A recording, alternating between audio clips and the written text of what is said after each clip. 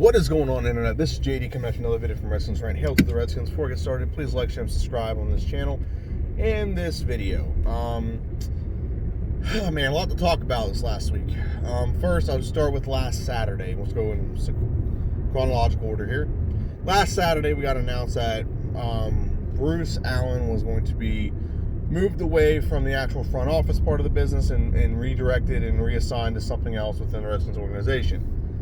So a lot of Redskins fans were kind of like lukewarm about it. Like, okay, well, he's not the GM anymore, so I guess that's a good thing. He's making football decisions, but he's still in the building, and he's kind of like a bad egg to have around the building. So a lot of fans were just kind of like, I'm kind of like meh about it. They don't really care, but it's kind of good, but it's not really doesn't really matter. And then Monday, we get an announcement that Bruce Allen has been fired, not reassigned, not stepping down, not taking on a different role, fired. He is gone. The bad apple, the bad egg, whatever you want to call it, is gone. We no longer have to deal with useless Bruceless Allen. And let us rejoice in this day that we don't have to deal with him anymore. We have to deal with him creating controversy out of nothing. We don't have to deal with all the issues that he just brings along with him. He's got a lot of dislike. A lot of players hate him. A lot of other members of the people in the media hate him, and a lot of members in the actual organization itself do not like him one dang bit. So we can be happy about that, and that opens up a lot of possibilities, which I'll get to that in a minute. But a lot of possibilities that we could hire a head coach that knows that they're going to have a lot more say. That we're going to have we're not going to have someone behind the scenes that's going to make decisions and not be held accountable to them for 10 years. And that moves me on to my next point. We heard a lot of talk about, maybe Urban Meyer, maybe Mike McCarthy, or Ron Rivera, and come to find out, Redskins hire Ron Rivera. And ever since he's been fired, he's been in talks with, Dan Snyder about the organization. He did some game film analysis. He studied our team. He watched our team and realized that this was the opportunity for him. And I'm going to give Dan Snyder a little bit of credit, and I may have to retract this statement. But I feel like Dan Snyder, with what Ron said that Dan believes, Dan went and looked and saw what things in the NFL led to success. It was the one voice, the one head coach in charge of everything, and everything. The buck stops with the head coach. That was what led to success. The Steelers, the Patriots, like the Chiefs. It's the one voice, one everything, basically. So kudos to Dan for understanding that, the way he's done it, the error of his ways, has not been the best way to do things. So it takes everyone can say what they want about him, but it takes a real man to understand when he's done things wrong, and to understand that, to admit when he's done things wrong, and to try to take steps towards fixing that, so to speak.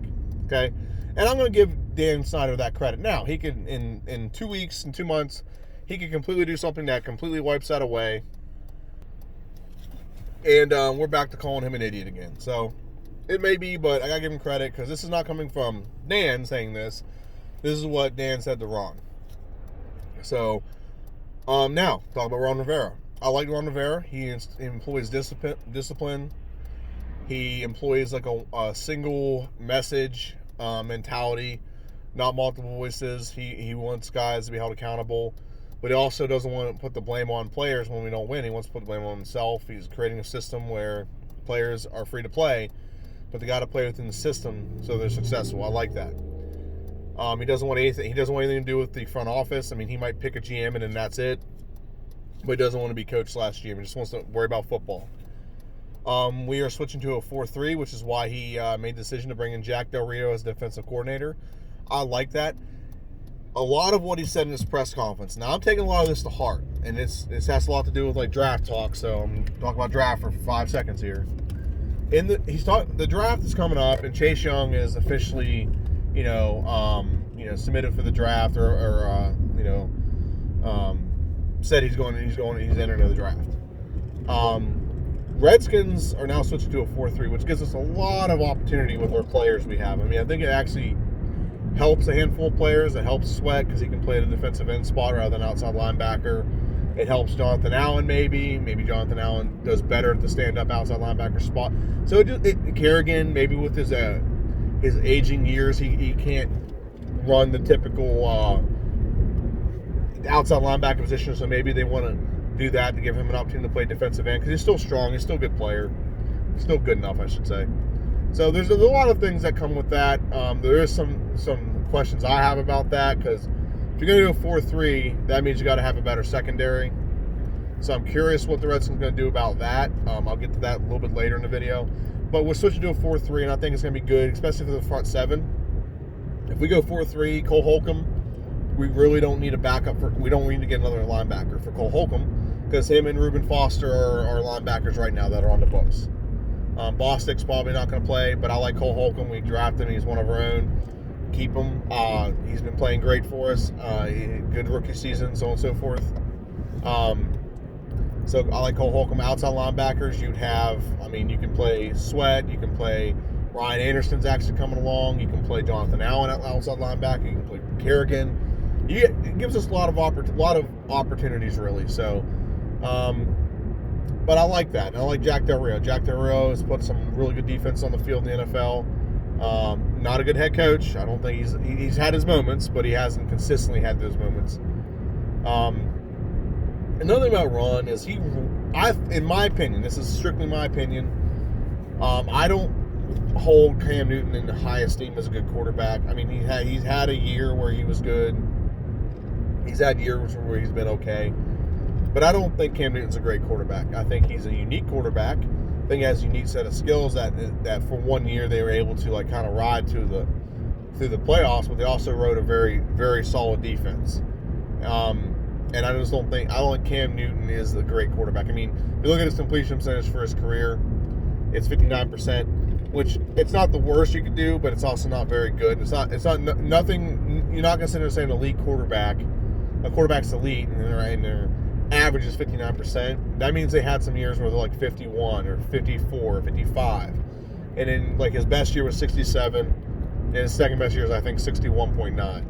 And the rest of them are kind of below that. So the 67 is really the abnormality, the outlier, it's not the norm, it's not the trend. It's kind of Cam Newton regresses to the mean, and he had 1 year where he progressed away from the mean. So I think Ron Rivera has won a lot of games with a mediocre quarterback who had one good year of football. He had a 12-4 season. He had a 15-1 season. So that's kind of winning attitude you want to have. Not to mention, I think a lot of players are going to want to play for that. So I think it does attract a lot of things.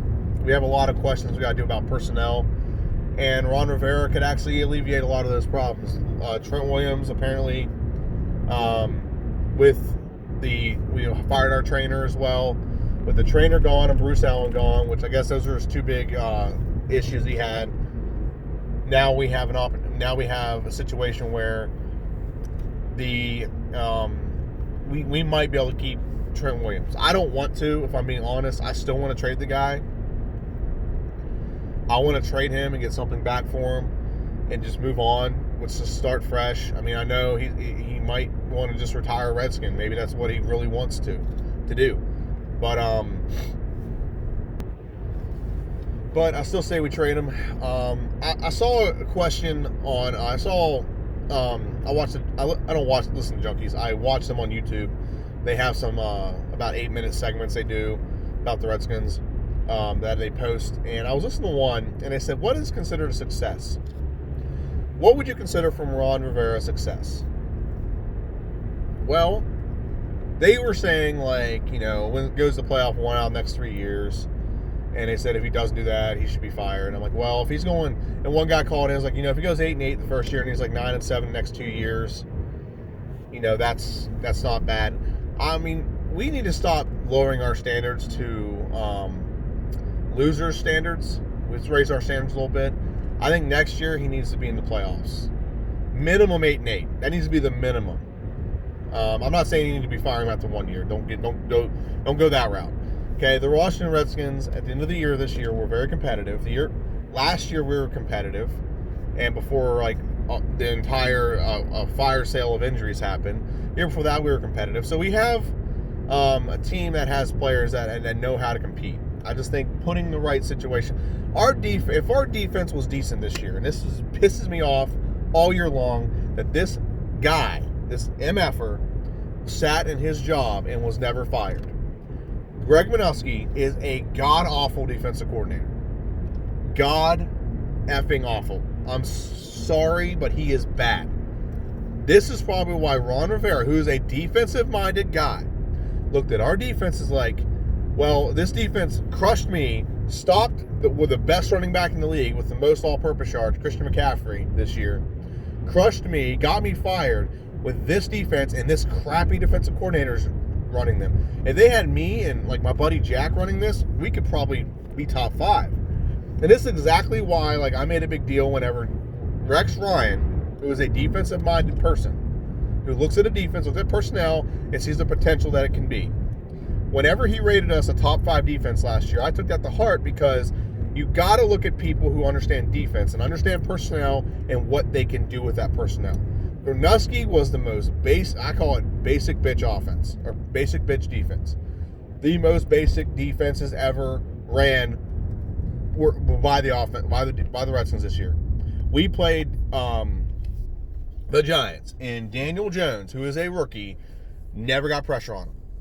Okay? We played the Carolina Panthers, never got pressure on a rookie quarterback. Okay? We got some with our front four, but we never really got pressure on a rookie quarterback. And that bothers me that we don't even try to do the things.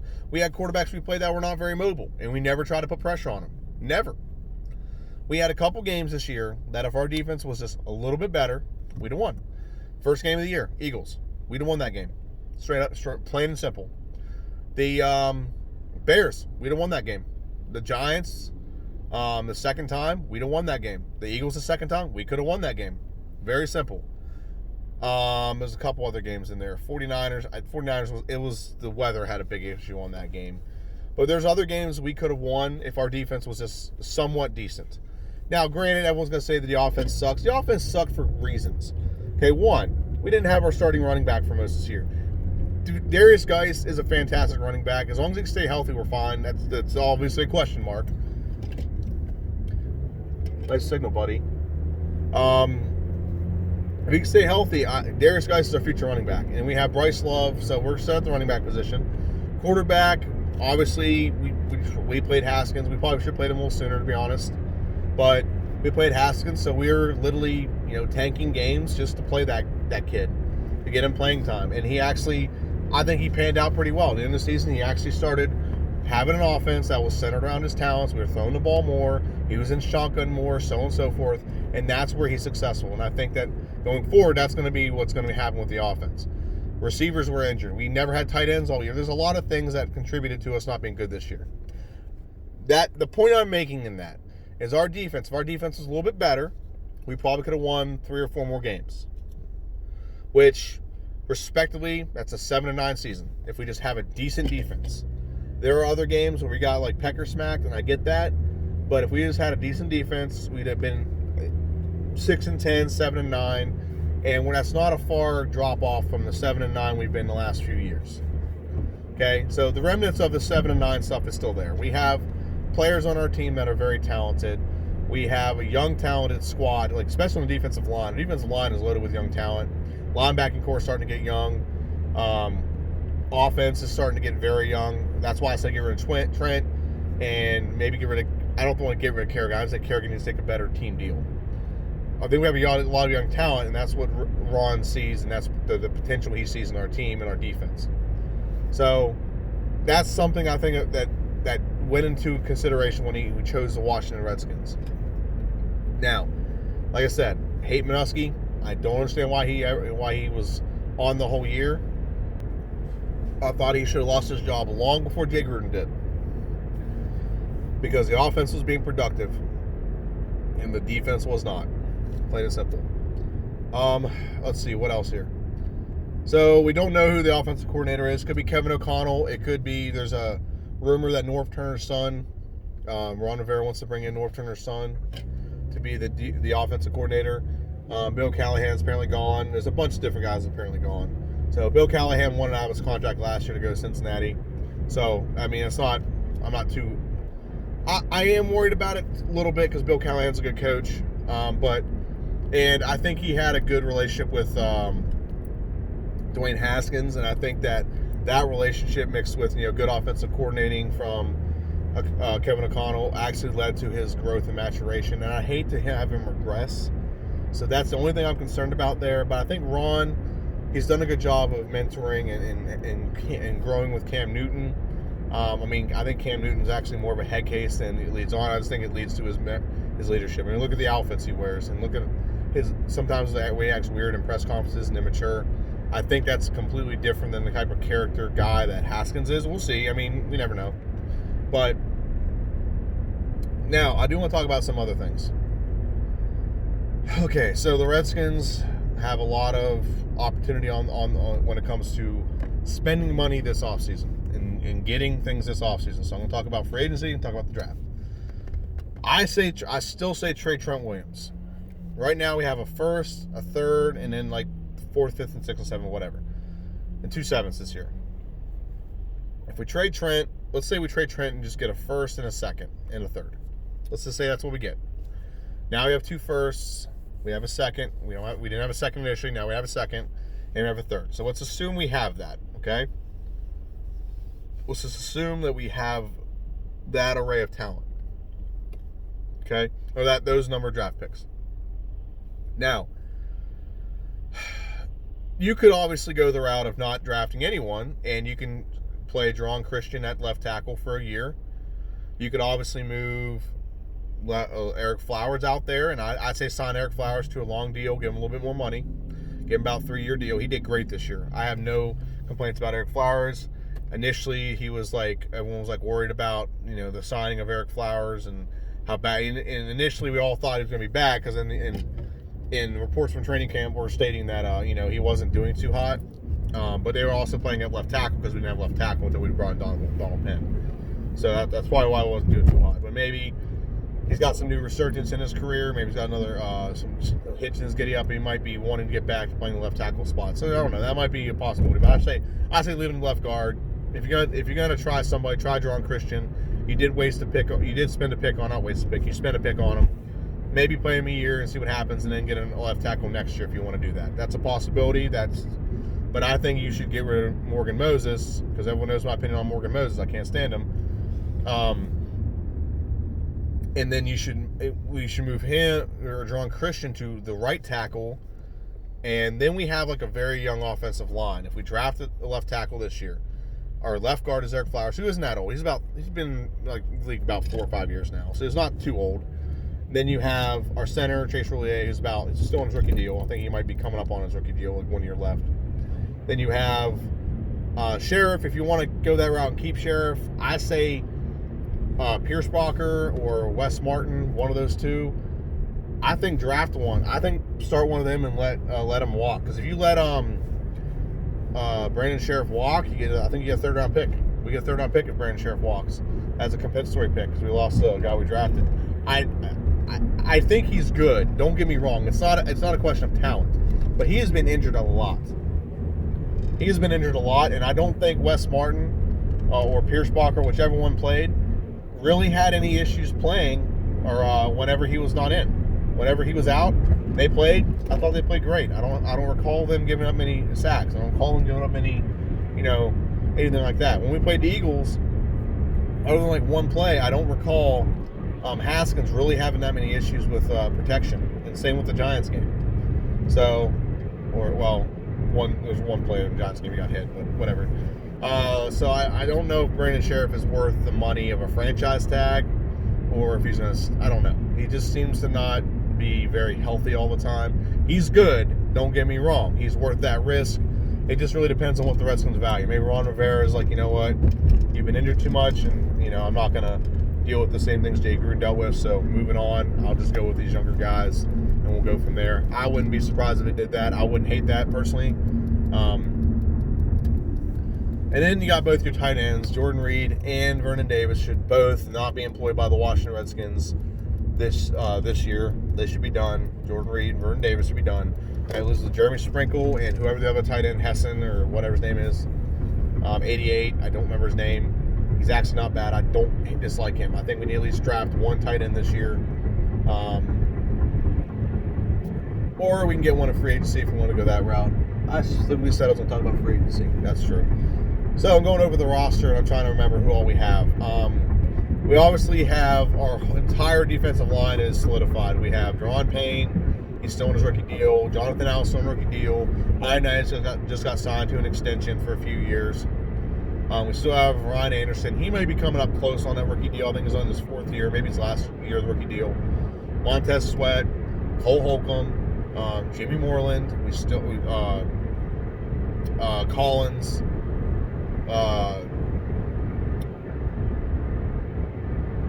Whatever his name is, our safety. Norman. Now here's the question about Norman. And if he wants to play corner and he wants a lot of money, cut his ass. He's done. But if Ron Rivera goes in and listen, I think you should play the safety position right now. You're not quite. You've lost a step when it comes to playing corner. I need you to play a safety position.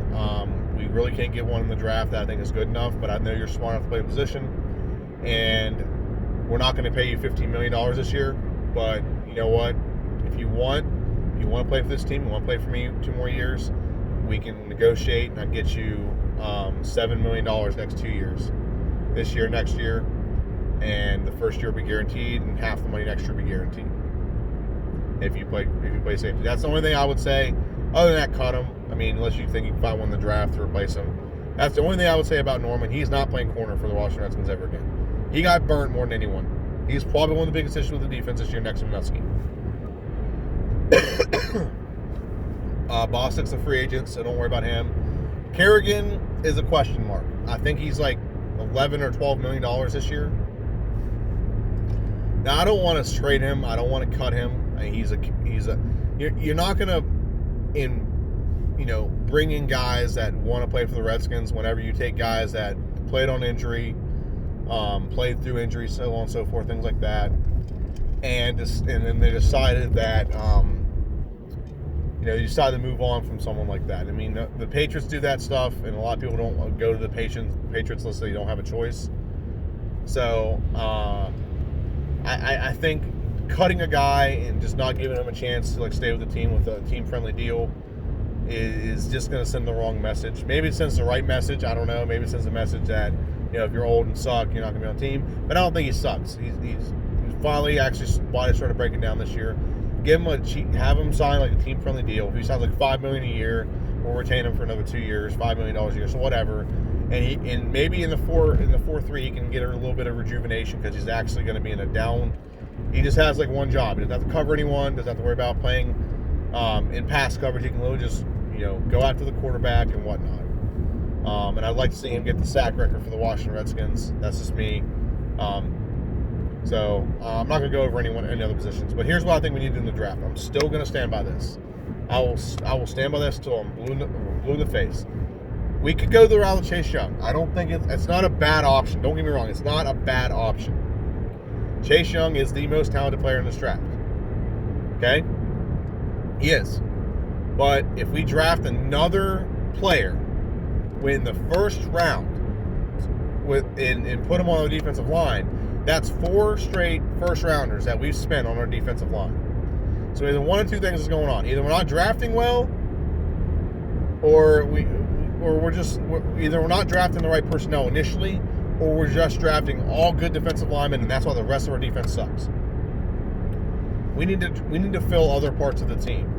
Okay, this is why I don't hate the Chase Young option. The problem is if you draft Chase Young, well, you got to bench Ioannidis. You just paid him for 5 years. He's got guaranteed money. You're going to bench Jonathan Allen. And Jonathan Allen's been great for us. You're going to bench Deron Payne. He's been great for us too. You're going to bench Montez Sweat. We've only had him 1 year. You're going to move on for him that quick. So I don't disagree that it's not a good option to go with him. It creates more problems than it fixes. I get it. He's a good player. I get it. But the problem is it creates more problems than it fixes. You're going to have all these defensive linemen on your team, and we have nothing else filled. Now, if you're looking to transition someone else to another spot, That might be a different option. Maybe Jonathan Allen plays outside linebacker instead of playing defensive end. Maybe you are going to move on from Kerrigan. Then you got to replace Kerrigan. Brace Sherman and Chase Young. Not a horrible option. And then your defensive ends are Chase Young and Montez Sweat, which is not a horrible option when it comes to getting after the quarterback. Then you have Ioannidis up the middle and Deron Payne. And then your outside linebackers on one side, you have Jonathan Allen. On the other side, you have Ron Anderson. In the middle, you have Cole Holcomb. And maybe that's the thought. That's not a bad option. But here's what I propose. I think the Washington Redskins should trade back.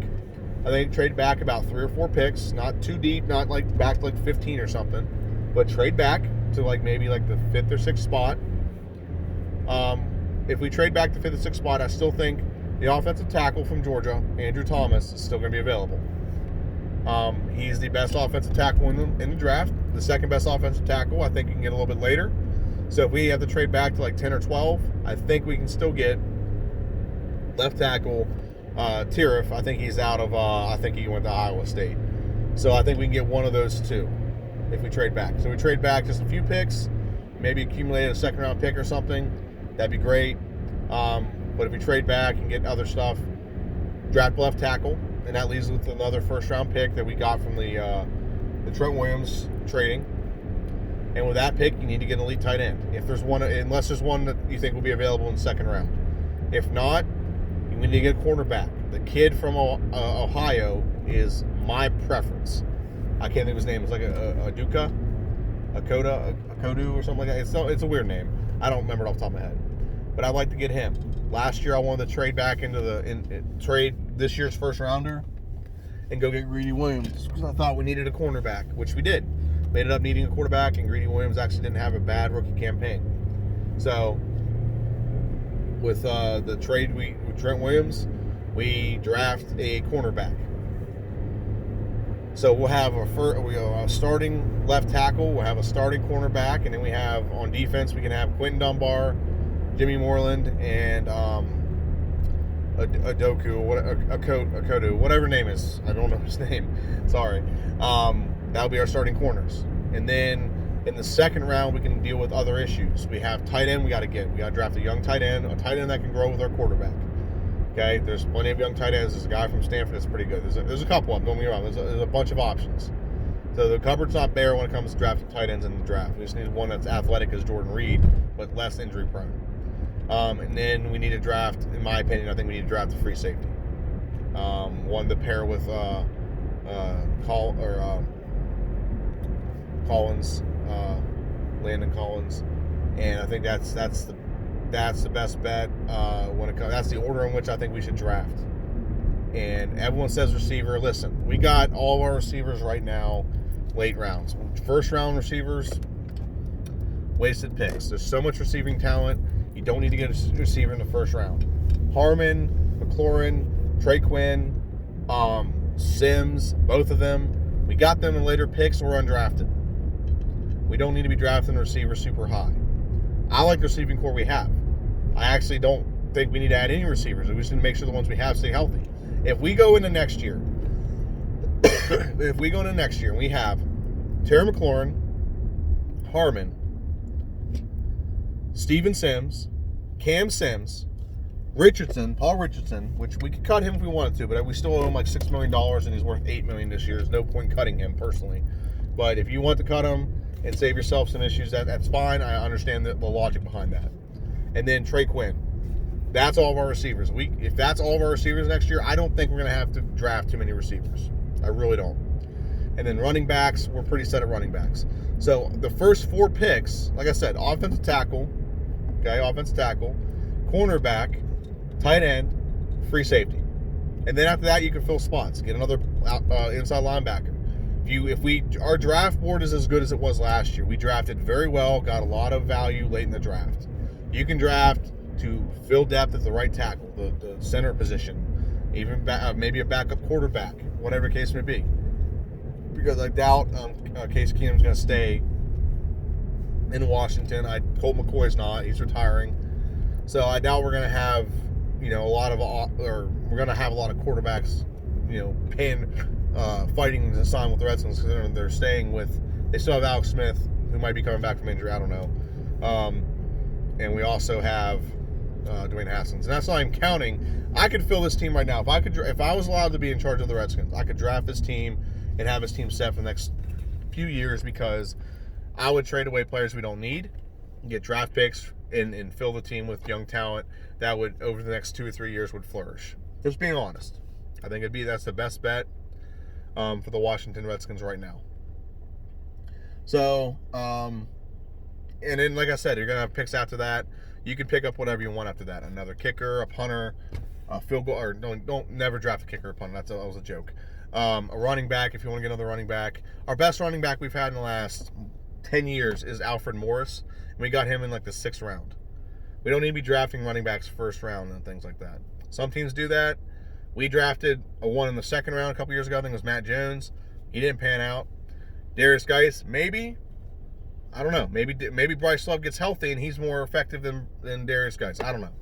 But that's my video. Just want to go over everything that's been going on with the Washington Redskins over the last few days, last few weeks, a week or so. And yeah, that's the video. It's 30 minutes. It's my entire trip to work. So yeah, like, share, and subscribe. Please let me know your opinions on what's going on down below. And again, I don't hate Chase Young. This is not a bash on Chase Young. He is a very talented player. I think he would actually make our defense way better. My belief is this: when you buy a house, you insure that house. It's an investment. Okay? You have to protect your investment. We drafted last year Dwayne Haskins to be our franchise quarterback. We got to make sure that he stays upright and protected over the next decade. And the best way to do that is to draft a young, good, solid, best lineman in the draft right now to make sure he's protected. Now, if you want to get Chase Young and you want to trade Trent Williams for a pick that's early in the draft, so we can go back into the draft and draft an offensive tackle that can do that, I'm all for that. I have no issue with that. The only problem I have with that is I want to make sure we're not spending all of our picks. That's the problem I have. I want to make sure we're not spending all of our picks, because we do have other needs, and that's the problem I have with trading back into the 1st round or whatever this year, is because we have 4 needs that we have to hit. We have to hit big time. So thanks for watching my video. Hail to the Redskins. See ya.